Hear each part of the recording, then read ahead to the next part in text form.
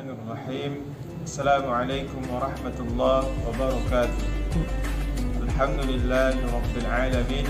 Assalatu wassalamu ala asyrafil anbiya wal mursalin sayyidina wa maulana Muhammadin wa ala alihi wa sahbihi wasallim. Rabbi israh li sadri wa yassir li amri wahlul 'uqdatam min lisani yafqahu qawli. Amma ba'd. Alhamdulillah, puji syukur kita panjatkan kepada Allah Subhanahu wa taala. Pada hari ini kita masih diberikan nikmat yang begitu banyak dari Allah Subhanahu wa taala. Kita masih bisa berpuasa, kita masih bisa tarawih bersama, kita masih bisa iktikaf bersama.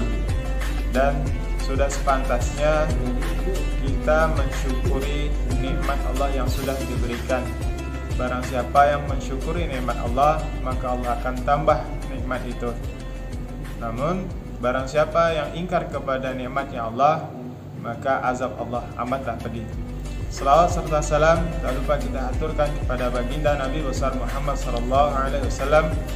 Beliau adalah manusia biasa, namun bedanya dengan kita, beliau adalah utusan Allah.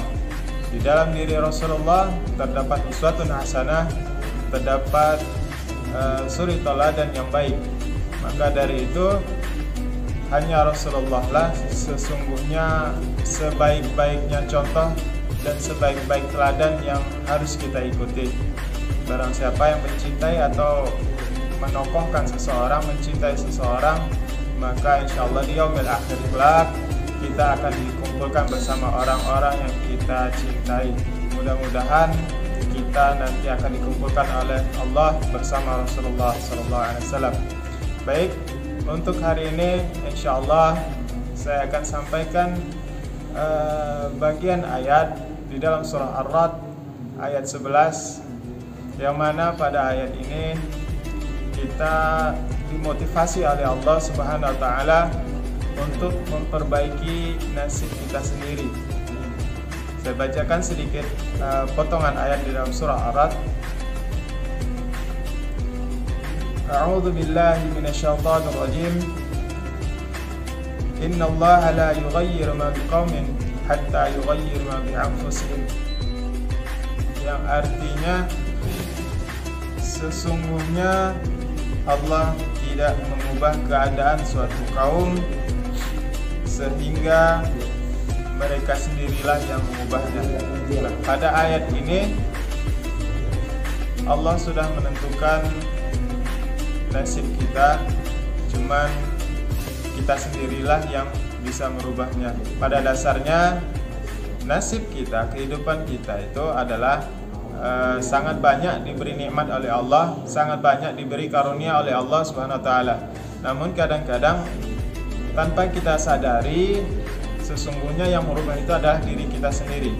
Dari keadaan yang baik ke keadaan yang buruk itu tanpa kita sadari atas perilaku kita sendiri. Contoh, banyak sekali nikmat-nikmat yang sudah Allah berikan. Salah satunya adalah nikmat umur. Ketika Allah beri nikmat umur yang panjang, sehat, itu bisa berubah ketika kita berbuat maksiat, berbuat dosa, maka Allah cabut nikmat itu, dapatlah kita sakit dan lain sebagainya. Nah, itu juga salah satu perubahan-perubahan nasib yang dibuat oleh kita sendiri. Nah, untuk mengubah itu juga, maka Allah tidak akan mengubahnya selain kita. Maka kita juga diperintahkan untuk berusaha memperbaiki nasib kita sendiri.